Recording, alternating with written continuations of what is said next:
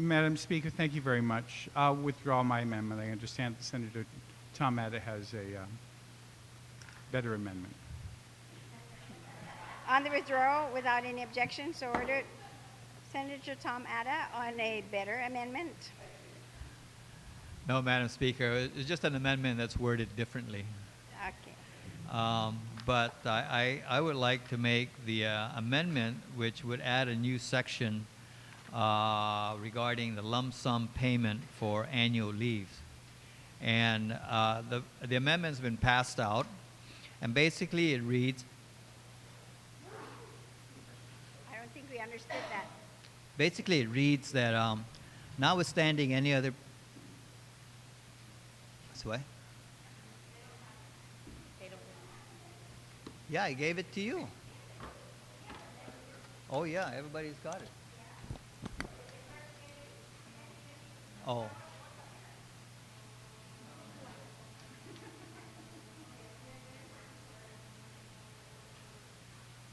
So do we have?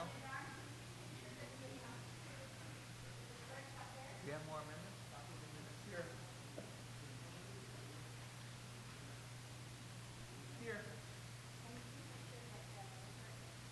It's the one with a new section added to read, section 4111. Does everybody have that?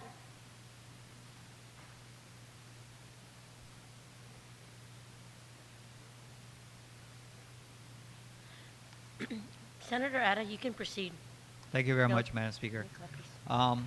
Basically, the amendment that I have will read as follows. Notwithstanding any other provision of law, and this is to amend, this is an amendment, a new section that will amend section 4111 of Chapter 4, Title 4 of the Guam Code annotated. And it will read then, notwithstanding any other provision of law and subject to the availability of funds, an employee of the government who is resigning and has accrued vacation leave may, upon resignation, receive a lump sum payment in cash equivalent to the amount of the accrued leave.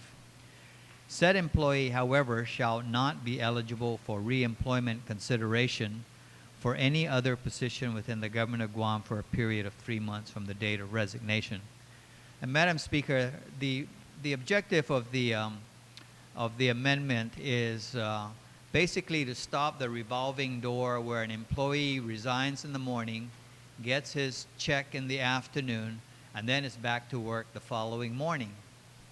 And so what this does is but by providing some flexibility, by not totally restricting the ability to cash in your accrued leave, it recognizes the fact that there is a situation where an employee may really need, there's an emergency in the family, he needs to buy a plane ticket to get a family member to get medical treatment off island. May be a case where an employee is truly resigning to relocate off island, or there may be a situation where the employee is resigning to take on new employment in the private sector. And so, in all these cases, that cash certainly is going to be very important to that employee. But then I think there needs to be, at a very minimum, a chilling out period, because there are times when, we think we're going to go out there and get a new job with the private sector. It doesn't pan out, and we need to go find another job. And so with this then, what it does is, although it requires a cooling off period of about 90 days, even just for consideration, to put your name in on a, to be considered for a vacancy, you can't be considered for at least the next 90 days. So hopefully, if in fact it is, it is just a quick cash, that's really no true emergency behind it, then I think this chilling out period is important. But you can't ever come out with a perfect solution. There's going to be some give and take to it.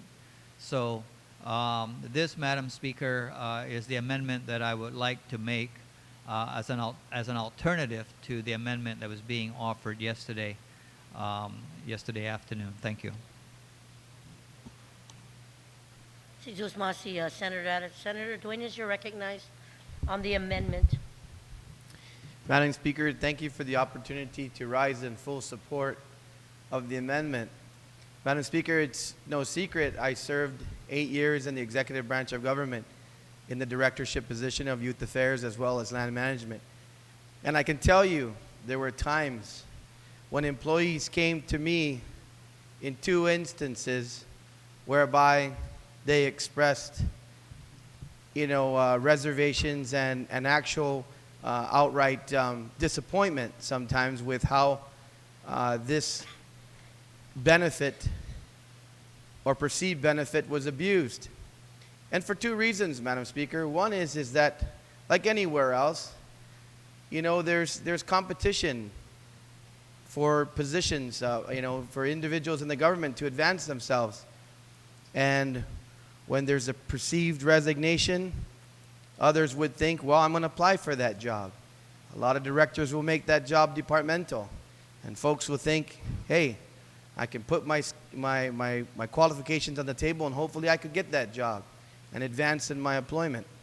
Only to realize that the resignation was simply to game the system. Another thing, Madam Speaker, that I saw, though, as a realistic part of our life that we know about, going to medical fundraisers and understanding the familial situations that either we find ourselves in or even of ourselves have health issues. Under these circumstances, Madam Speaker, those availing themselves of the last resort, because who really wants to resign a position, for financial gain without understanding the sacrifice that is contained in that, and all those issues. And most of the time, if that's the reason, be it a catastrophic illness or helping a family member, or even the prospect of new horizons, those things fail. And even within our system right now, Madam Speaker, if a position opens up when somebody resigns the position, there are reinstatement rights. So this protects really, the true intent of what we want to do. But it also makes sure that not only just because we're in austere times and need to manage our government resources and our precious tax dollars, but just the overall level of competition within our government as well, that when somebody resigns a position, it should be made available competitively for others and not simply just as an economic gain, when perhaps an individual is improperly managing resources, particularly their income. So I think this is a great compromise, and I think this will close a loophole or an issue whereby sometimes in climates of political climates where management might not see fit to make prudent decisions because individuals would take advantage of this issue, and it depletes the resources of the government of Guam and puts unnecessary burden. So I think this is a great compromise to what we're trying to accomplish, provides the maintenance of the integrity of the system, the competitiveness in our government employees, but also says, sends a message that's very clear that this is not an available benefit per se to cash out for just acquiring resources, but it's to be done only in the instances where it's absolutely needed and that cooling off period requires and provides for that. So, Madam Speaker, I'd like to commend the author of the amendment and once again close by saying I'm in full support of it. Thank you. Si Zeus Masi. Senator Yamashita on the amendment. And then Senator Palacios. Thank you. Thank you very much, Madam Speaker. Madam Speaker, I was actually earlier during the break or during recess talking about just not even addressing this at all and letting management be fully responsible for overseeing their operations. But I understand why we might want to do this. I support this amendment. As well, during recess, I overheard some conversation about how there are some people who have separated and we're expecting a check for the lump sum payment, but they don't get it. Some people get it right away, but many people do not get it right away. Some people have to wait in line, and others don't have to wait in line. And so I'm thinking, and I'm just tossing this up for deliberation, is would it be fairer or better to say that said employee, however, shall not be eligible for reemployment consideration for any position within the government of Guam for a period of 3 months from the date the check has been received. And that because the conversation I overheard was a person had separated and didn't get his or her check for another 5 months. And then, so then does that mean, what really will that mean? I'm not sure. I'm not sure if that's really something that we need to address through this or not, but I am tossing it up for consideration. Thank you. Okay. Would you like the author of the amendment to yield to that question? Yes, please, if he so desires. Senator Ada?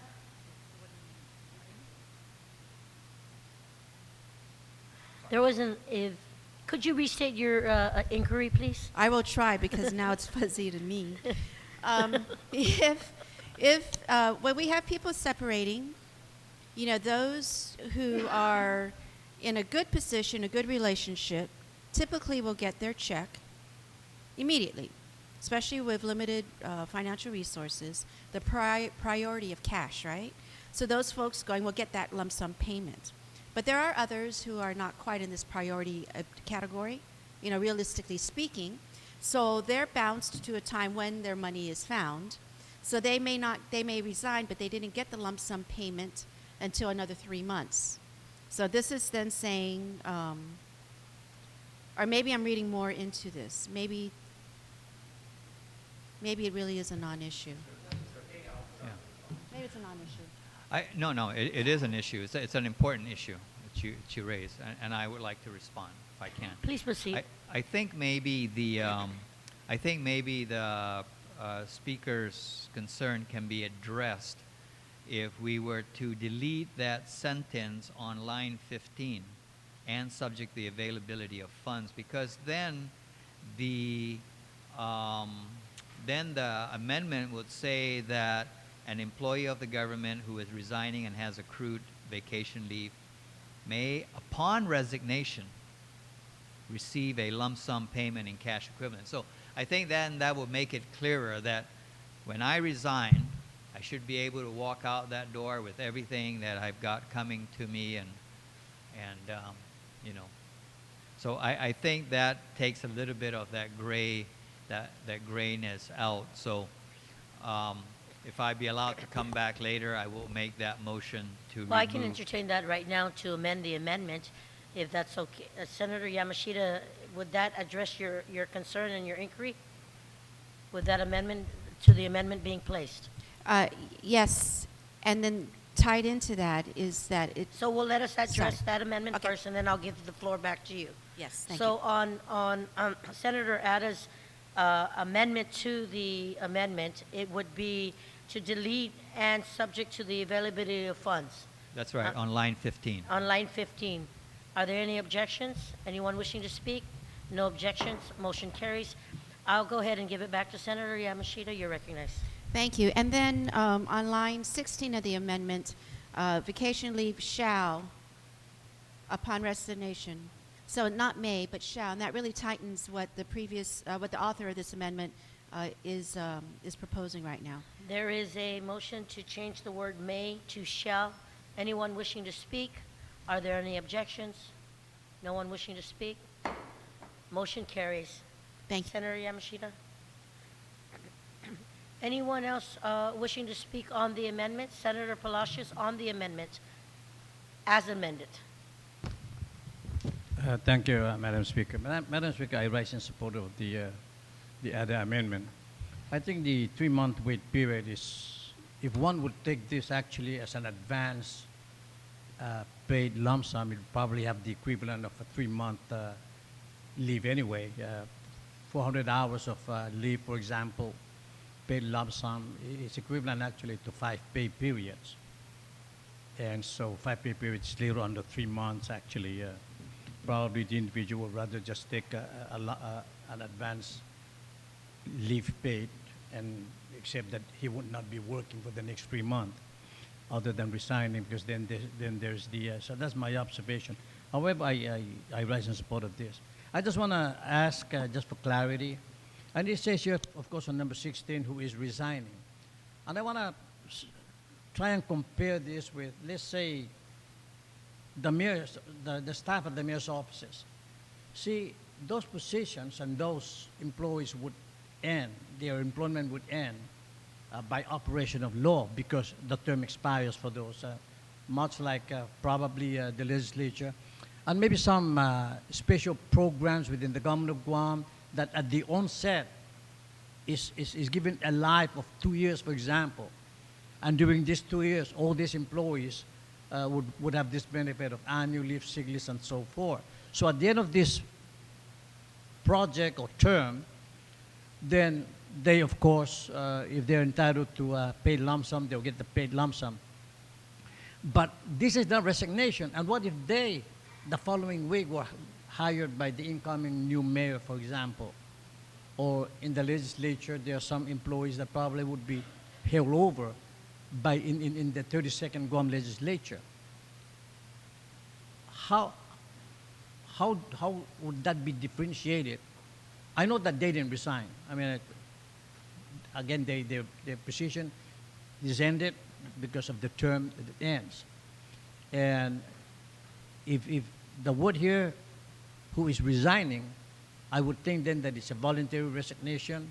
The position has not ended, and it's available for filling by another individual for that matter. Say, I just want to make sure that this does not apply to positions that ended as, by operation of law or regulations, and that the incumbents at that time whose employment also end, I guess would be processed out and then be given the unused. Senator Palacios, That's we'll my go ahead observation. and, I know that's an inquiry, but we'll go ahead and take a legislative recess so we can address this with legal counsel. Thank you.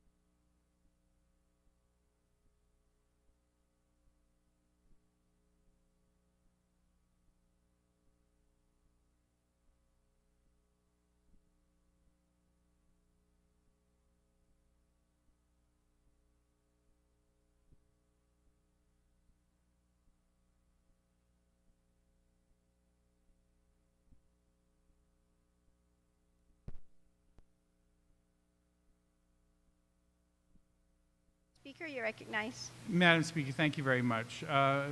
For expediency's sake, I think maybe if we resolved into the committee of the whole and we could then enter into dialogue from down here rather than the structure of the floor, we might be able to move a little faster. So I'd like to make a motion that we resolve into the committee of the whole. On that motion, without any objection, so ordered.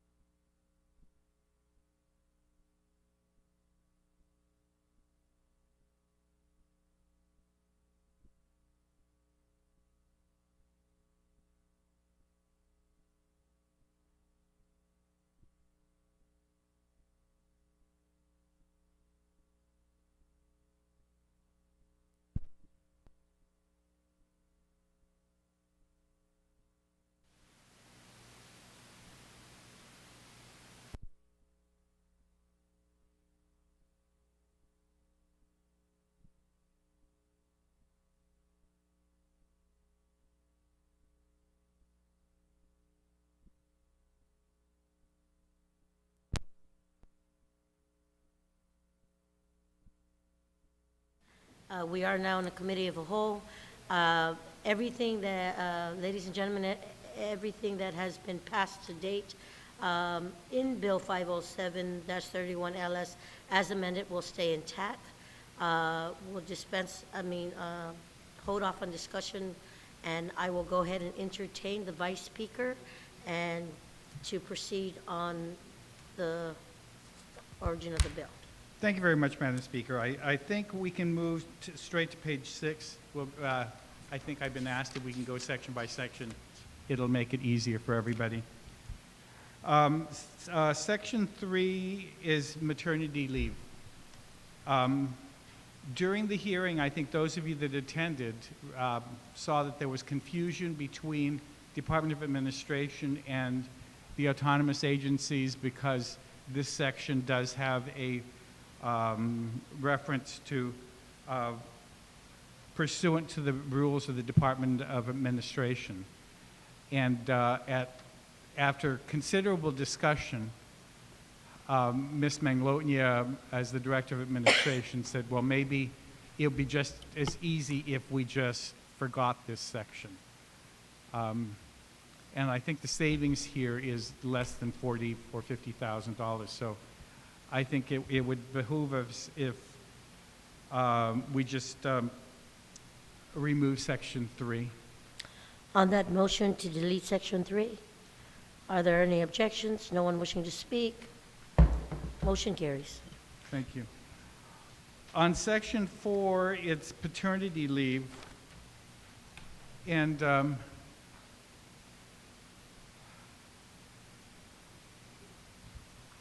it also has the same deficiency with the Department of Administration, and it has a further deficiency in that it has discriminatorily fewer hours for men. And though I'm not a father, and so I'm just leaving it to the rest of you if you think that it's important that they, or that they should have fewer hours of leave to not assist you in the issues. Otherwise, I think if we can just strike it, we can move on. On the motion to strike to delete section 4, are there any objections? No objections. Motion carries. Please proceed. Now, section 5 is something that I think I'd like for all of us to take a few minutes to read, because it is a suggesting, supposedly in a bill that's supposed to be able to save money, it's suggesting that they eliminate the annual leave lump sum cash out payment policy and to implement a use it or lose it policy. And I really am concerned about this, Madam Chair, and I look to those of you that have served as directors of departments in the past. It seemed to me in the discussions that we had that there is an inherent danger and a contradiction in this section where it says that you either use it or lose it, and those of you that have handled agencies know that sometimes you need to keep some of those people and you don't want them to have to use all their leave hours because of the what you have to do. But of more concern to me, Madam Chair, is the fact that it encourages people to carry their leave forward when they move from agency to agency, and I'm just concerned about the fact that if someone goes from a $9 job and has 200 hours of annual leave, rather than having them take their annual leave at $9 an hour in that department, which had been planning for that, or should have had as part of their budget the fact that this person was supposed to have annual leave, he or she transfers to another department at $12 or $15 an hour, and if for some reason during the probationary period it doesn't work out and that person decides that they're going to leave, then they get to cash out that 200 hours of annual leave at the $15 an hour rather than the $9 an hour. And so I'm asking those of you that have been directors in the past how to best address this issue. So I'm looking for help in how to be able to amend this section. And I just point that out so that all of you understand my predicament, but I look to those of you with experience as former directors to how to be able to address that.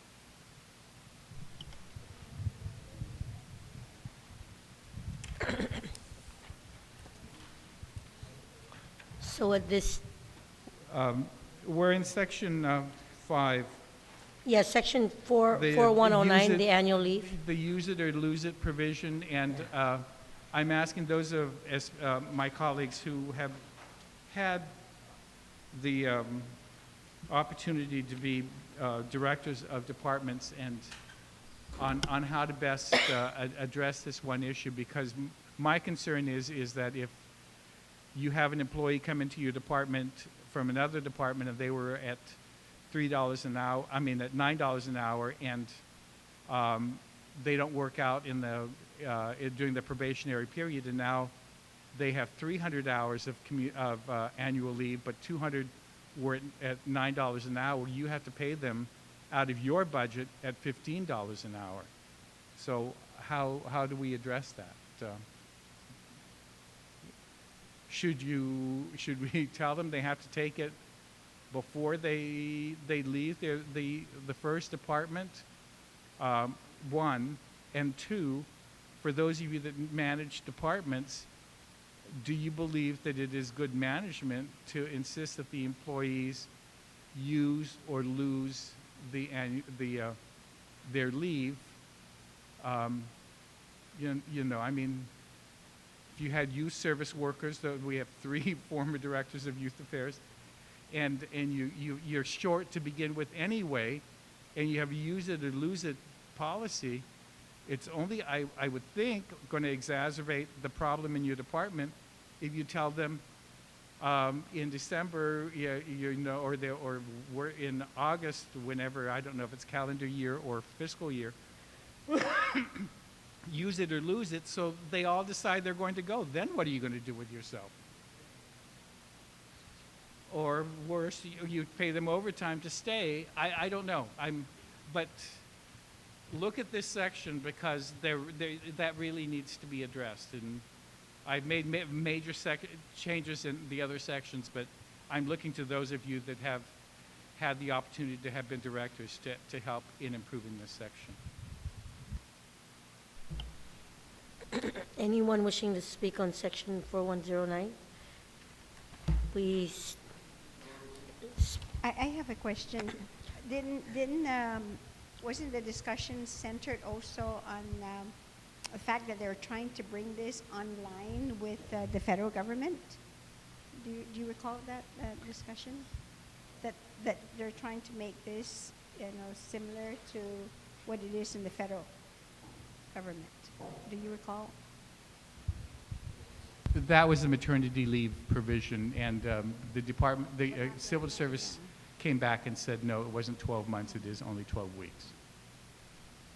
Well, I've never served, of course, as a director of a department of agency, but as a former school principal with the 12th month employees, is that, and even those that are not, that would need to take off is, that's where management comes in and trying to schedule your employees to take off. You don't want everyone out at the same time, because you don't want to strap, and halt, the operation of, that institution or organization. So this is managerial, to be able then to schedule them.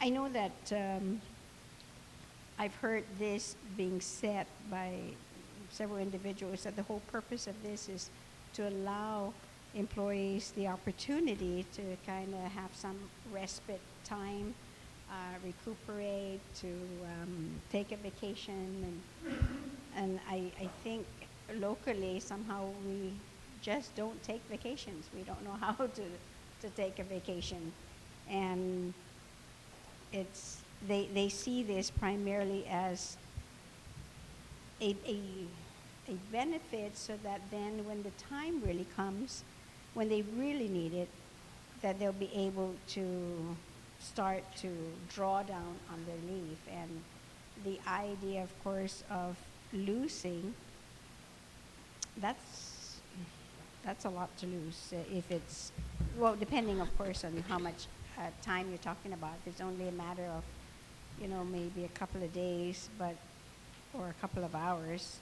But if there are in excess of maybe even, let's say it's 580 hours, what do? Maybe rather than considering using, the date for one thing, of course, is to give the employees the opportunity, if this is going to happen, that we give the employees, allow a time in which the employees will be able to start to use their leave rather than lose it. So you do an extended period of time. I mean, I know we're all just discussing right now. I'm throwing that out.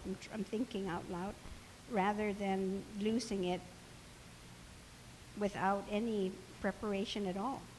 What I think, in a point of information, on page 9, lines 15 to 19, they do have a provision there that excess accumulated annual leave in excess of 320 hours as of October 1st this year may carry over their excess and shall use the excess annual leave by the first pay period following September 30, 2014. So they provided some period there to start bringing down. What the administration is trying to do is make sure that everybody caps out at 320. No, well, for most everybody, there is a section in here for the nurses where they have 580, and there's a proposal by the administration to lower their annual leave that they can continue to carry at 320. And so I know that some of you handle departments that demanded people stay. Some were departments that were 9 to 5 and they didn't have to stay. I'm just trying to figure out, for those of you with experience with departments where it was mandatory, especially the ones that ran 24 hours, is that in the best interest to cap it at 320? But I'm going to another section.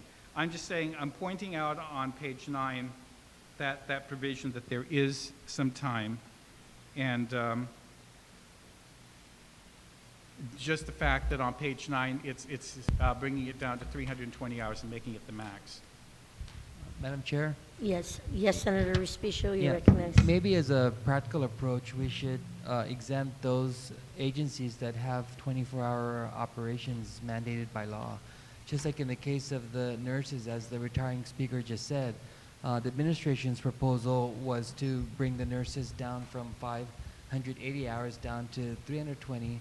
And at the public hearing, there was a lot of discussion where there was an affirmation of the critical services that those nurses provide and how difficult and unrealistic it would be to bring them or force them to use their annual leave, excess annual leave, when they're needed to carry out the mandates of Guam Memorial Hospital in that case. So it's the case of, since the previous speaker invited us to think about our experiences in the executive branch, as in the case of the Department of Youth Affairs, it's a 24-hour a day, 7-day-a-week operation, and if you require those youth service workers and youth correctional facility workers, even those folks doing prevention that have to do this 24 hours a day, 7 days a week, of course they're rotational, right? And you can't even have them not take their annual leave. And so what do? Do you make them take their annual leave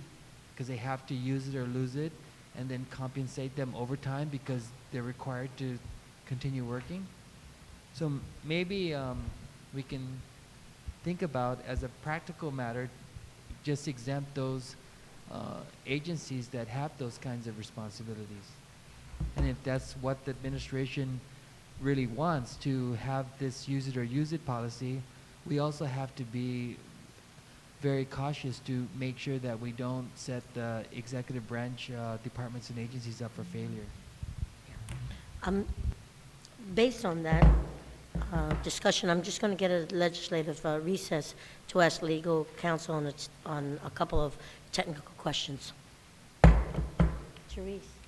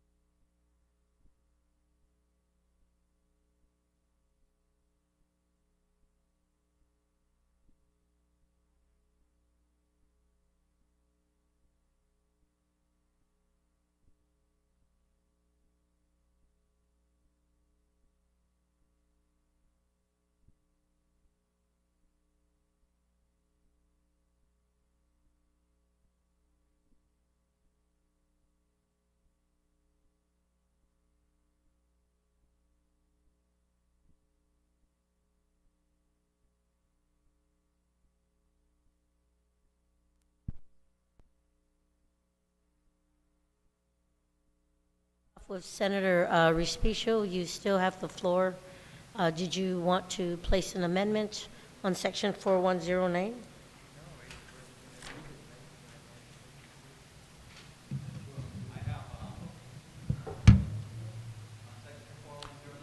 Um, Yeah. Yes. On page 9, I would like to move, on page 9, line 4, it talks about granting of credits, I guess for purposes of time and service, to employees of the government of Guam hired prior to the date of enactment of this act, except that any current employee who has been in the employment of the government for less than 3 years on the date of enactment and is a former member of the United States Armed Forces shall be deemed to have 3 years of service.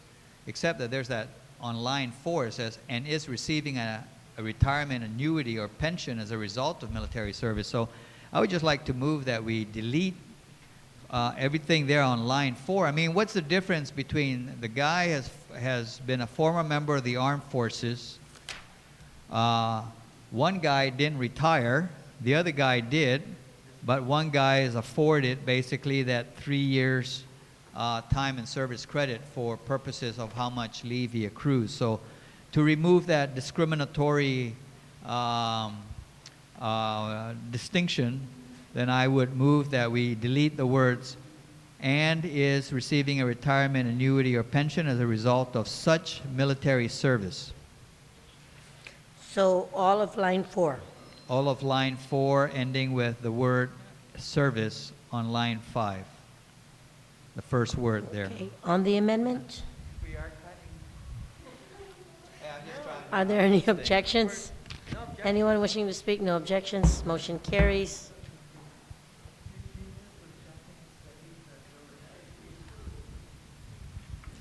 Section 4. Section 4109.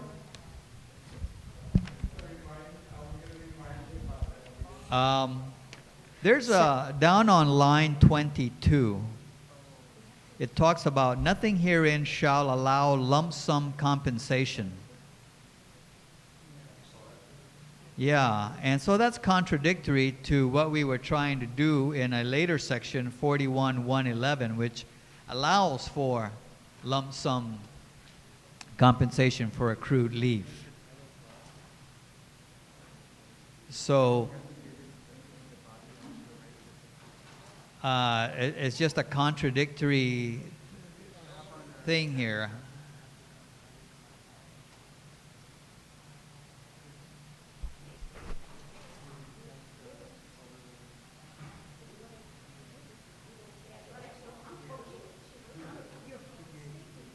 Motion to delete, Senator Rada, anyone?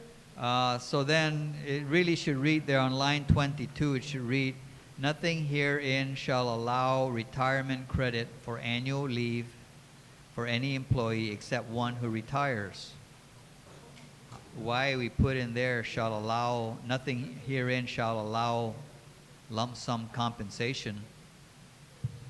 Yeah, so we got to remove the word lump sum compensation or, and it should just read, nothing herein shall allow retirement credit for annual leave for any employee except one who retires.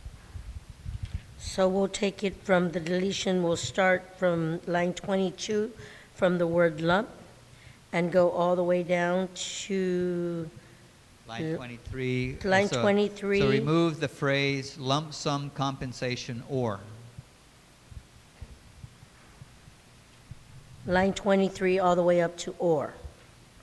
So the deletion is lump sum compensation or. On the amendment, Vice Speaker Cruz. I think, I'm not sure, but the law currently reads, nothing herein shall allow lump sum current compensation or retirement for credit for annual leave in excess of 320 hours. That's how the law currently reads. The governor is suggesting that we add those lines on 23 and 24 and strike out in excess of 320 hours because he wants it to be just maximum 320 hours. And so I'm not opposing the amendment. I just want everybody to understand what the law currently reads and what the governor wants to do and whether or not we want to take all of this into consideration. Thank you, Vice Speaker. On the amendment? Anyone wishing to speak? Are there any objections? No.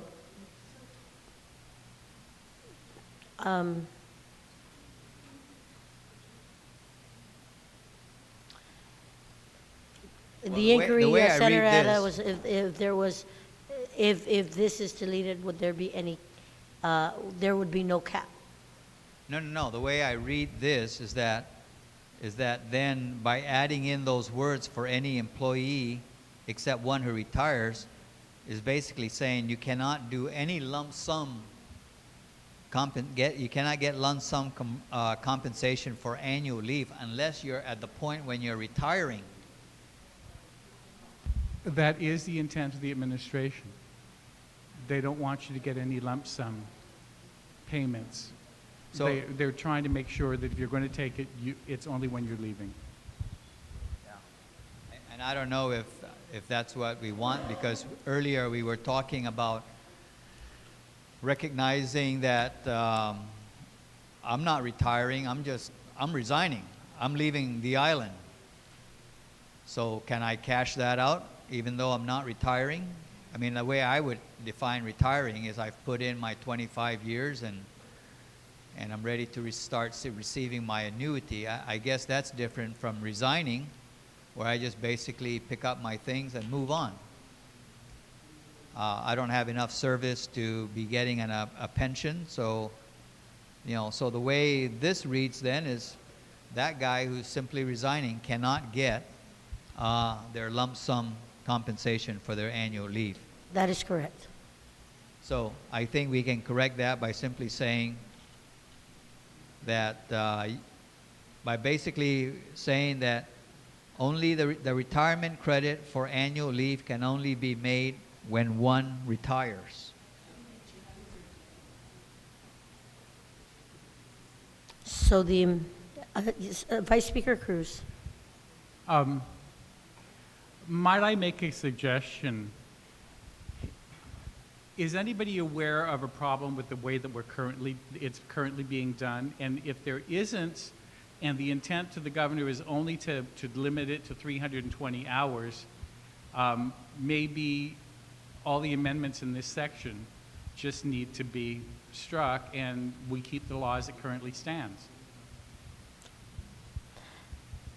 Thank you, Vice Speakers. Speaker Wampat? There are actually examples of what it is that's being addressed here.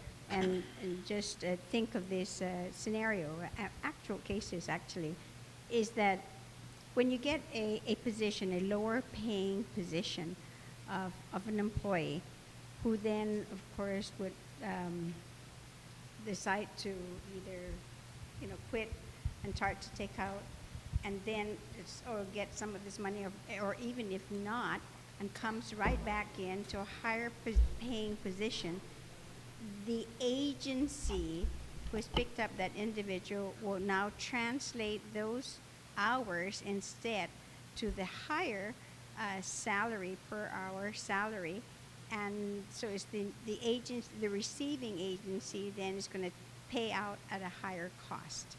And there are actual cases where that has been done. I know of a case where we had an employee who transferred out of DOE, went to one of the Port Authority at a salary 2 times higher, and now that agency has to pay the individual based on their hourly wage. So, and that was also indicated at the public hearing by an individual that from GCC that, and this is what they do too, that they only give it out when they resign, that they cash it out, and but if they transfer and then they transfer their annual leave, then that becomes a problem. That situation is on page 10, E, where the proposal by the administration is to prohibit an employee transferring from one branch to another to be able to cash out their whatever their leave is.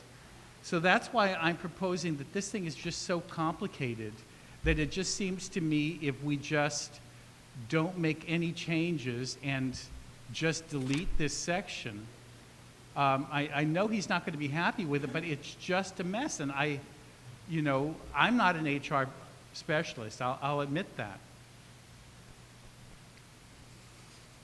We asked them to take it back and try to fix this, and they just didn't. And I'm just saying the easiest way is to just not make any changes to the law as it currently stands. And if they want to repropose it, then they can, but they need to start talking to the other agencies and recognize that there are problems, especially in striking E on page 10.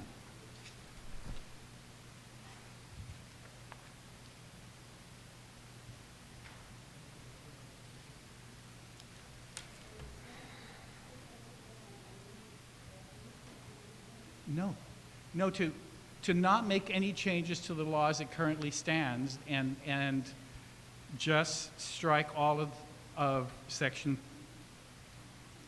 6.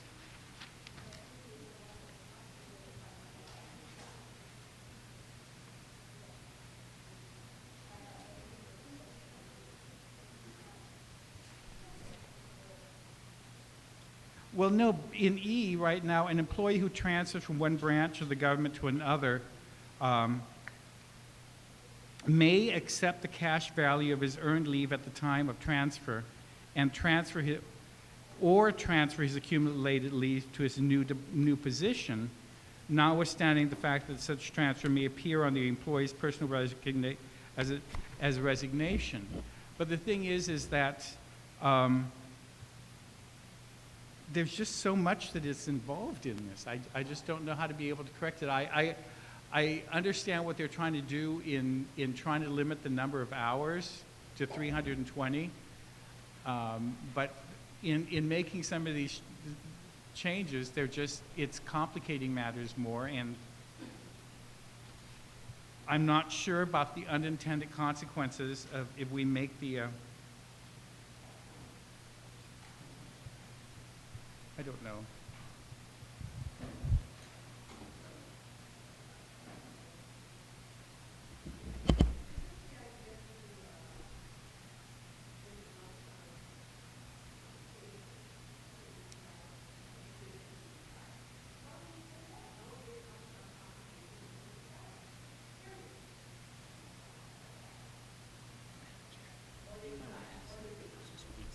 Yeah. Senator Guthertz, if you can go ahead and address the chair. We're in a committee of the whole. Excuse me. Just for the listening audience sakes, ladies and gentlemen, if we can we speak into the mic?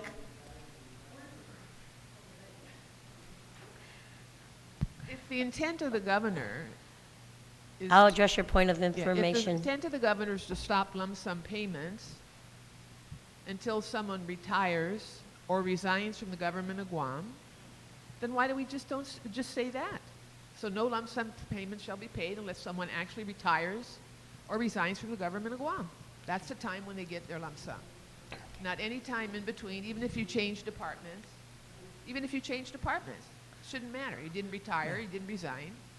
So wait till you retire or you resign from the Senator government. Guthertz, do you wish to make an amendment Yes, to I'd like that? to make Because that wait, amendment and because you just walked in, the proposing amendment was just to delete section 4109 on annual leave.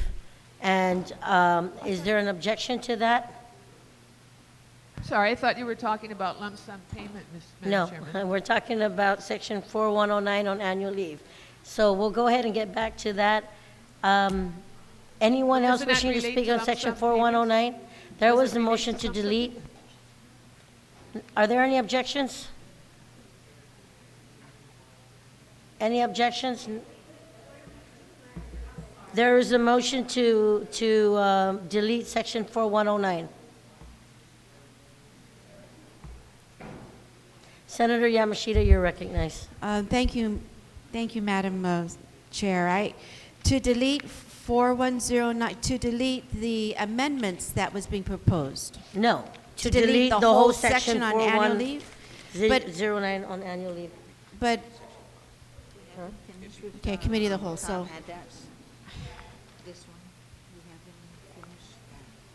Mr. Vice Speaker, why, we wouldn't want to delete the whole section on 4109. I mean, that would wipe out everything about, Pat? I'm not Annual suggesting leave. that we delete One moment, please. 4109. All I'm saying is Section 6 to not make any amendments to 4109 by deleting Section 6. okay, Section 5, I'm sorry. Section 5. Right, Okay. right. So not the whole section 4109, section No, 6. no, just, There was, but 4109 is Section 6. right. I mean, Ladies Section and 5, and I'm gentlemen, just saying, let's not make any amendments right. to Ladies 4109 and by gentlemen, leaving we the law. were on Senator Ada's amendment to delete the word lump sum compensation or, and there was an amendment to the amendment by the Vice Speaker to delete the whole section 4109. No, So- I'm not saying 4109. I'm saying the section we're discussing, Section 5 in the bill, which makes changes to 4109. If we don't make any amendments, the law stays as it currently is. Okay. And the law is left as is. Right. When you delete Section 5, we leave Section 4109 as it currently exists in law. Right now. We're not making any of these amendments. We're just not addressing Right. these amendments. So it would be I'll withdraw my amendment. the motion to withdraw. Are there any objections? No objections. Motion carries. New motion is To delete section 5. to delete section 5 on page 7. No, 7, 8, Seven. 9, and 10. And 11. So the intent is to leave Section 4109 as In- is currently in law is by today. not making any amendments as proposed in Section 5. Yes, that's the amendment. Anyone wishing to speak on the amendment? Anyone wishing to speak on the amendment? No So- objection. No objection. Motion carries. In Section 6, Madam Chair, there is a proposal to repeal the entire section. And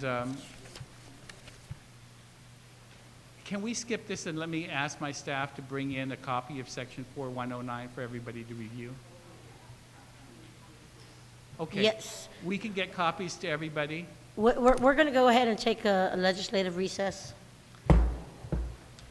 so that we can make copies of section 4109.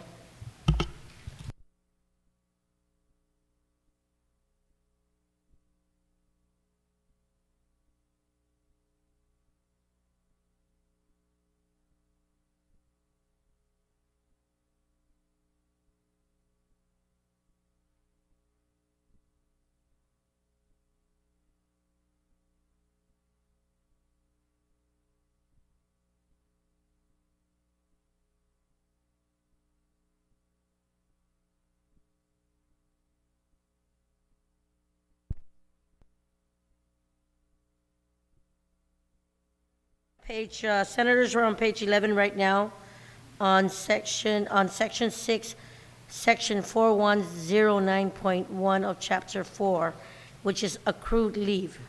Registered nurses employed by the Guam Memorial Hospital, the Department of Public Health and Social Services, or the Department of Mental Health and Substance Abuse who have accrued in excess of 580 hours of annual leave shall be granted a lump sum payment at the regular hourly wage for each hour of excess annual leave exceeding the 580 hours, provided that said lump sum payment shall be made only if such a nurse cannot be granted such excess leave within the 60 days of its accrual. So there is a motion. Vice Speaker. Madam Chairman, just so everybody understands, the intent of the administration is to make sure that all government employees only get 320 hours, as is in 4109.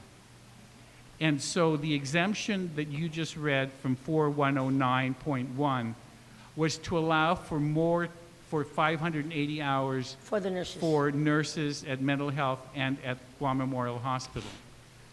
And I'm suggesting that we just, again, delete Section 6, because I'm not going to be the one that's going to the hospital next week and have the nurses remember me that I took her 580 hours away.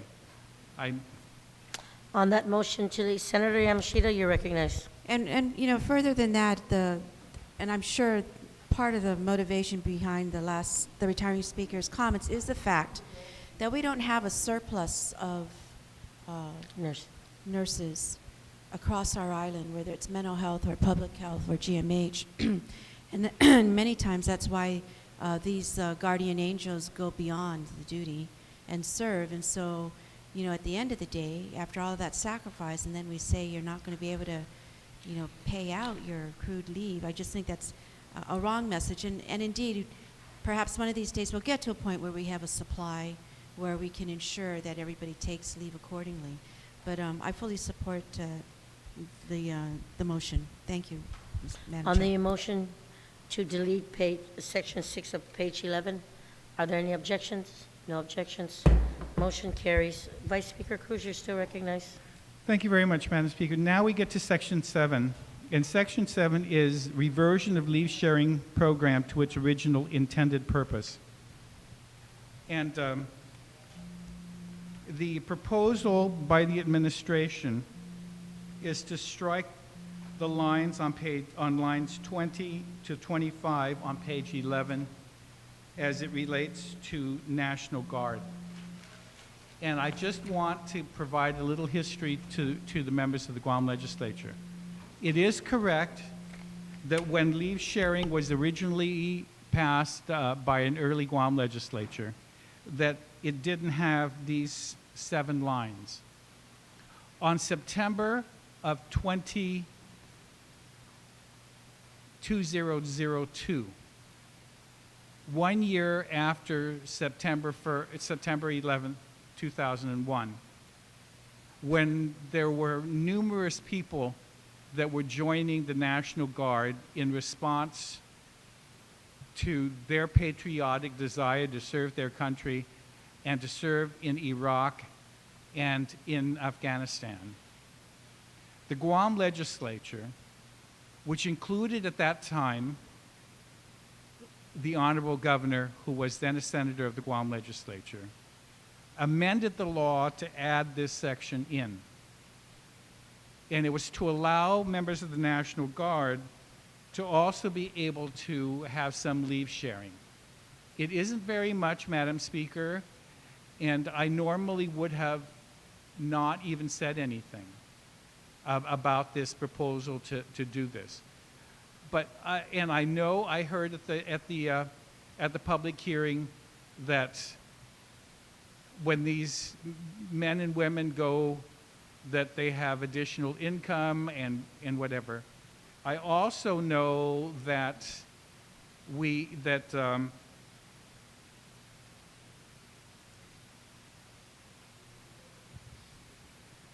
I just am concerned about the fact that next month we are going to be deploying the largest group of National Guard people that this island has ever known, 600, okay, plus. And maybe this may only affect 5 or 10 people that work for government at Guam. I don't know. It may be more.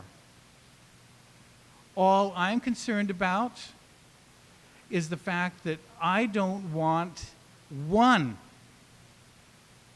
person who's over there in Afghanistan to be concerned about what's happening at home. I want that person, male or female, to be focused on what's in front of them and keeping themselves alive so they can come home. We've given them front-of-the-line privileges. We've given them free license plate. We've given them everything. But yet when they're going to be away at the front lines, we're going to say, no, you're not going to be able to do this leave sharing. And, it's not as if they're going to make $50,000 from this section. What little that this provides, if it helps them, I insist that we as a community have a responsibility to allow it to happen. And I know that there was talk about the fact that when they signed up, they didn't sign up for this leave. I'm not going to say I beg to differ, but when they signed up, those that signed up after 2002 on September, when this was passed, did have this as part, realized that this was one of the benefits that they were going to get. And for us to pull this out from under them a month before they deploy, and after we've gone to all of their deployment exercises, going away services, I would not be able to look at them. And so I'm asking that Section 7 be struck. On that motion, Senator Guthridge, you're recognized. Thank you, Madam Speaker. I'm very proud of Senator Cruz for his position on this particular matter. I feel exactly the same way. There's more than 600 uniformed personnel from Guam. When you think about the Guard and the reserves, Army Reserves, Air Force Reserves, and the Navy Reserves, who are off island now in Iraq, in Africa, and other parts that they can't tell us about. And many people in this room, including myself, have had family members, direct family members, who've gone to Iraq and Afghanistan on deployments. I just had another one leave Friday for training in the desert in California to prepare for a station in Afghanistan. So I know how families feel. Of the more than 600 personnel that are being deployed at this point, finalizing their training in the States for their deployment from Guam, over 150 are GovGuam employees. This was shared with me by General Paulino. And yes, they come from the police department, they come from customs, and they come from DOE, and they come from corrections, and they come from other entities within this government, and they are very valuable government employees, very well trained, who are going to be gone for a minimum of 1 year. Madam Speaker, Mr. Speaker, I don't want to see them come back in a box. I want to see them come back and reunite with their family. Yes, it's easy to look at this as a way to save money, and yes, you can save some money. It won't be a lot of money, but you can save some money. But it's wrong. It's wrong. For some of these folks, it means a difference for their wives and children having some level of comfort while their father's gone or their mother's gone. And it's counted to help them, This leave sharing helps them. If we really are a patriotic community here and we really care about the military, we should care about all the military, including our own folks that serve in the military who happen to be merit employees of this government. So I would object to leaving this provision in, and I support the motion by our Vice Speaker to delete Section 7.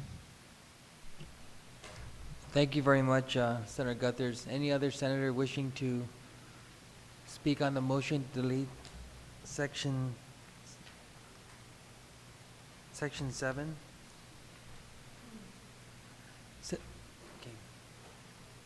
You ready?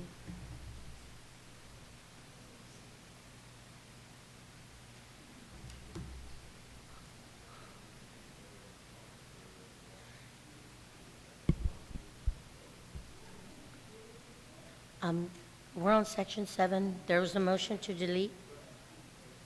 No objection. No objection, motion carries. Okay, we're down to 3 pages. Section 8. Vice Speaker Cruz on section 8.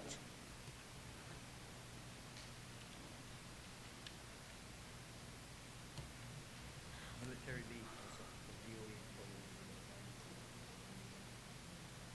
So if you delete section 8, section 7, section 8 should be deleted also. I'm sorry, Madam Speaker, I don't have a copy of I didn't even bring my iPad in, so I don't know what this section is. I'll go try to find out. But if we can just skip that for a second. Okay, we can, here, right here, if I may. Senator Ada, I'll go ahead and have you. Section 4109.5 relates to teachers eligible to participate, and it reads, teachers employed by the Department of Education who are members of the reserve components shall be eligible to participate in the leave sharing program. Such additional leave acquired through leave sharing may be used solely for leave required for military training or active duty. So if we have chosen to delete section 7, then it really follows that section 8, which would affect then employees of the Department of Education who may be going on active duty, it follows then that section 8 needs to be deleted. On that. So with that, then I move that section 8 be deleted. On that motion, without any objection, motion carries. Section 9, repeal of teachers' personal leave.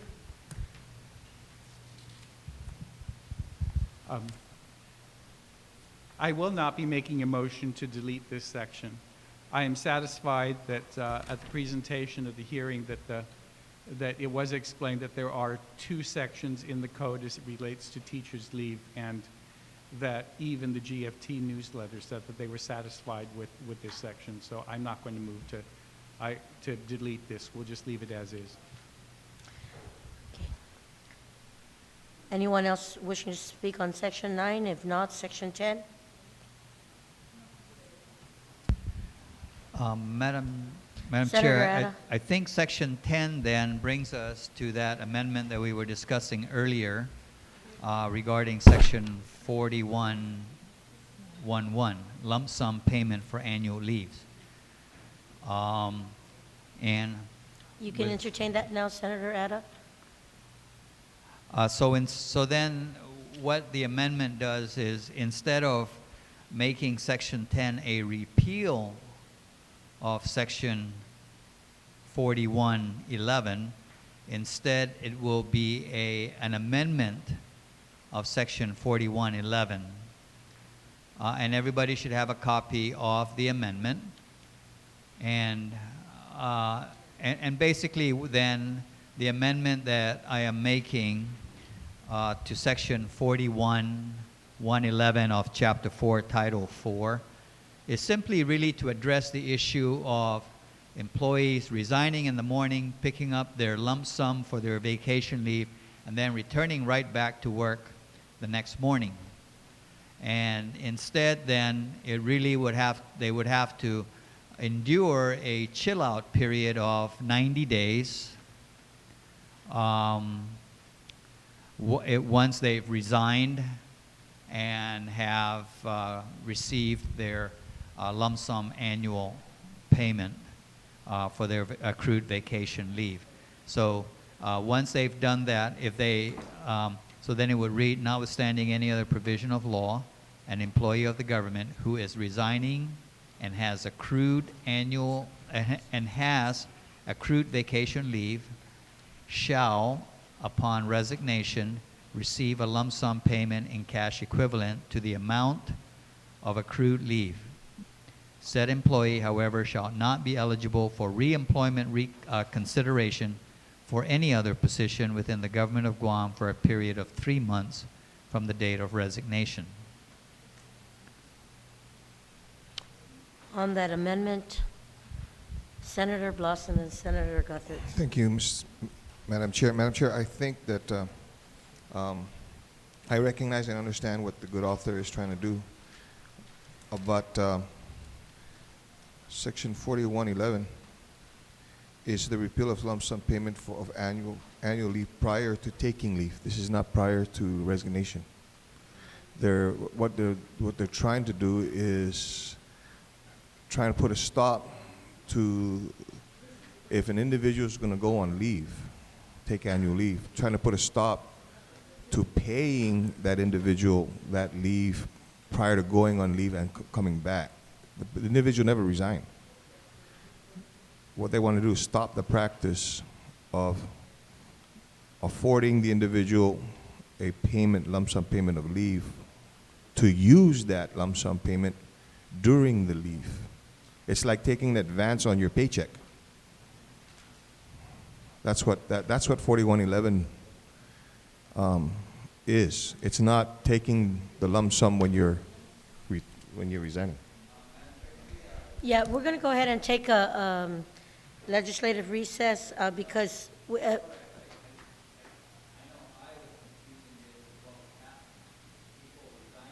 Senator Tom. Go ahead. No, I'm not off the air. Okay, we're going to go ahead and take a legislative recess.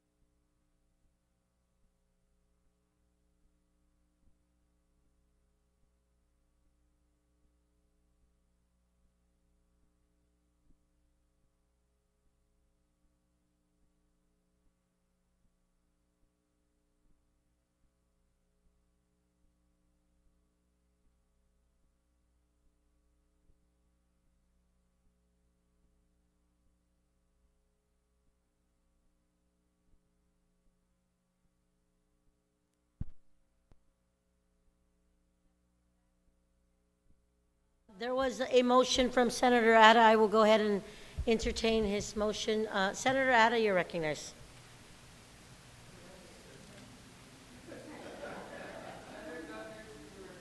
Oh. Senator Guthertz, we are now on section 10. Did you wish to? I'll do it. All right, Vice Speaker Cruz, you're recognized. I'll move to strike section 10. On that motion, no, yes, and I'm going to ask Senator Ada. Yes, Madam Chair, I move to withdraw my amendment. On that motion, without objection, motion carries. Vice Speaker Cruz, you're recognized. I move to strike section 10. On that motion, anyone wishing to speak on it? Are there any objections? No objections. Motion carries. We're on page 14, section 11. It's already gone.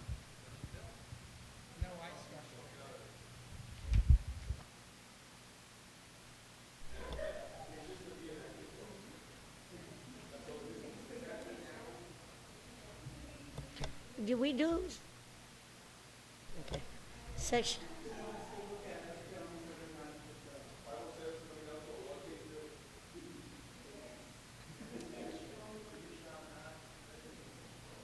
Section 11, anyone else wishing to speak on section 11? If Senator Guthert, you're recognized. Isn't there a U.S. Department of Labor law or regulation that deals with compensatory time? That you can't really use that? You have to pay the employee. Yeah, if you owe them money, you can't force them to take compensatory time off. Does that relate to this, Madam Speaker? There's a question on the floor. Excuse me, Senator Wampat, do you have an answer to the question? Anyone wishing to answer the inquiry?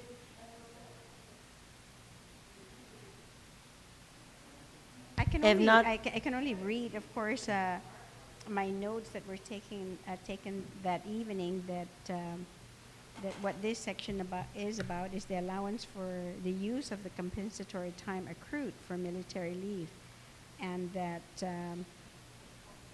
what they're doing, they're saying that this is more for clarification of language, and that this is not a cost savings section, but just to clarify the language for the Speaker use Wampat. of compensatory time. Is there a motion to delete on that, Speaker Wampat?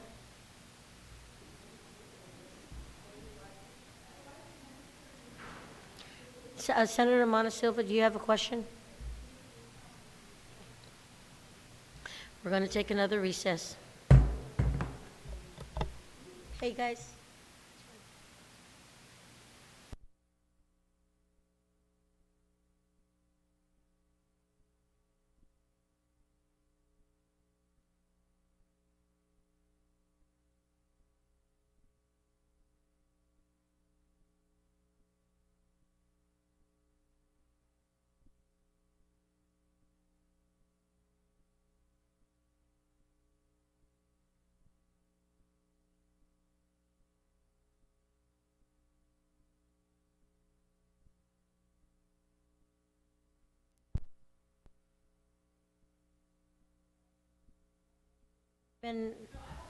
You're okay?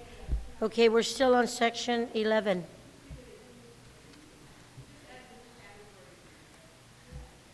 Section 12. Yeah. 12 and 13 had already been taken out. I have no problem with 14. Speaker I think it's important to note. Speaker Wampat, you're recognized. Thank you very much. I think it's important to note, because I quoted exactly what Ms. Benitez said, is that we are taking these sections out, quote unquote. And that's when, of course, others said that they were in support of it. And others were witness to the governor saying he wanted this out. No. Section 14, ladies and gentlemen, deals with the repeal of the annual review of positions requiring certification. You want to go ahead and note Yes. that as a point of information? Yes. I'm Wh- sorry, 14 also. That also is fire. Okay, so that was also, there was a motion as recommended by The governor. the governor that Anything sections related 12, to 13, the and fire. 14 are deleted from the bill. We are now in section 15 on the early retirement incentive plan. That, we had already struck that when we were in session. And 16. Section 17 and 18. We're going to go ahead and take a legislative recess right now.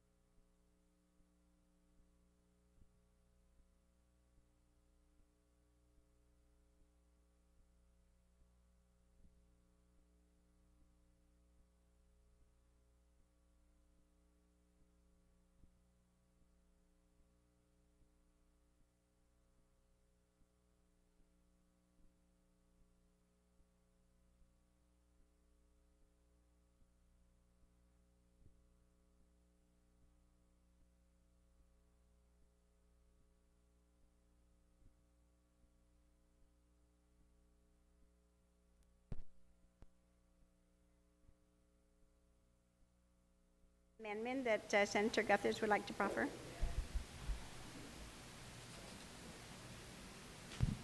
Senator, you're Yes, thank you, recognized. Madam Speaker.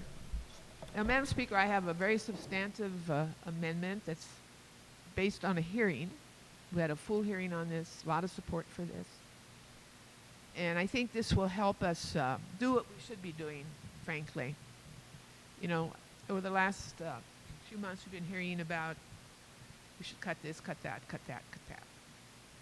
And we're reacting, yes, to a cash flow problem, maybe, that has to be addressed. But we're not dealing with the underlying root of the cash flow problem and the financial problems of this government. We're dealing with things at the surface that come as a symptom of a problem below the surface. And really, we've talked about this many times here, even in this legislature, and that is the fact that we just have too many laws and too many regulations that come with a cost. They come with a cost for enforcement, application. These laws and these regulations create the need for bureaucratic organizations and processes and rules and money and personnel. And since August 1st, 1950, this government has never done a thorough review of all the laws, all the regulations, all the mandates. As a result, we have frankly, over 74 departments, agencies, and offices throughout this government. So if we really are committed to dealing with this, then we should deal with the root cause of these problems, rather than just the immediate issues. I think we can address immediate issues and at the same time deal with the root causes, which are the numerous laws, rules, and regulations of this government that convert into costs and convert into resources and convert into needing money to pay for these laws, rules, and regulations and their enforcement, and hiring people to do the enforcement, to do the compliance, to undertake the execution of these laws, rules, and regulations. So, Madam Speaker, with this in mind, I offer an amendment, and this amendment formally was referred to as Bill 445-31. As you know, in our last session, earlier this month, we passed this bill. And I'm very proud of this legislature. This bill was passed by all members present, and the co-sponsors were Senator Frank Bloss and Senator Tom Atta.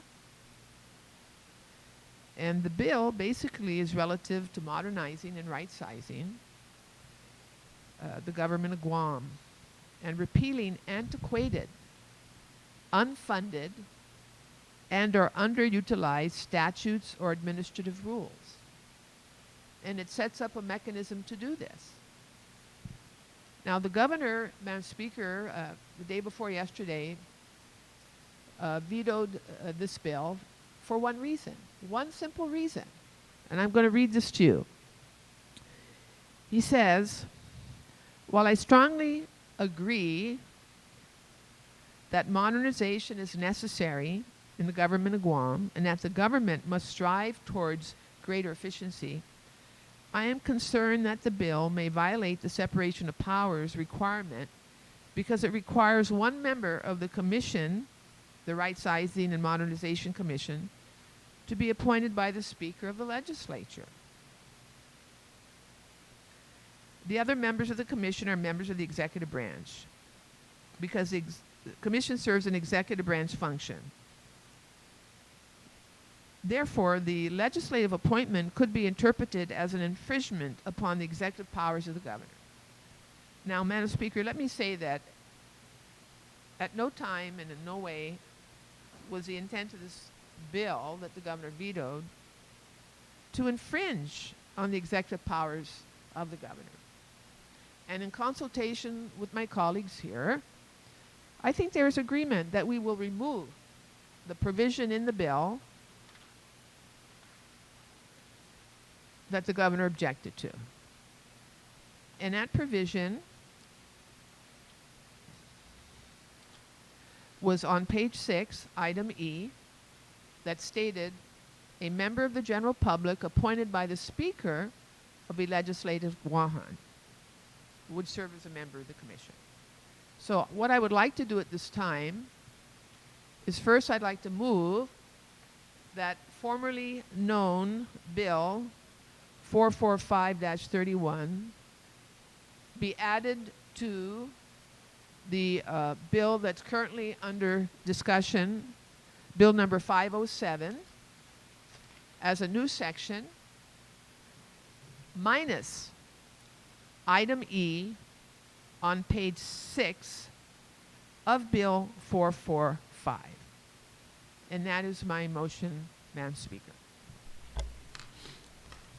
Does everybody understand that motion? Or is there any discussions on that? Is there any discussions? Are there any objections? No objections? Motion carries. Vice Speaker Cruz, you're recognized. Madam Speaker, I neglected to make one other amendment. The 5 pages of findings and intent should also be removed from the 507 as we pass it. On that motion, anyone wishing to speak? Any objections? No objections. Motion carries.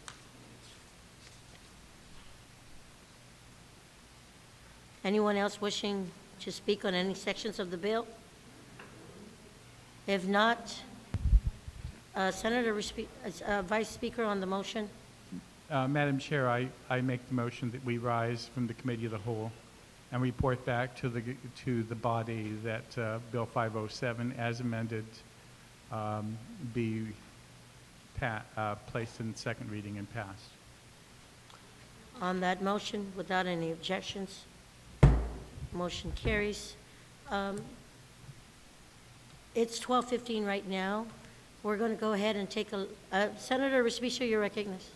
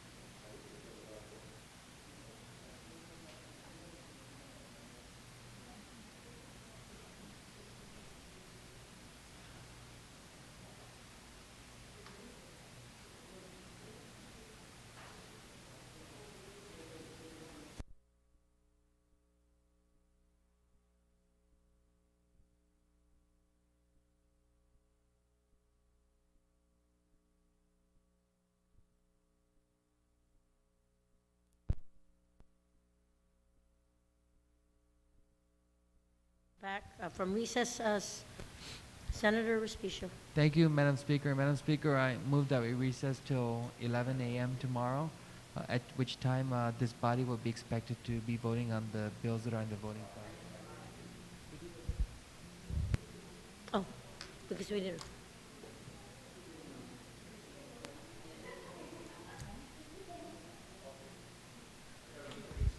Okay. No objections. We are recessed until 11 o'clock tomorrow morning.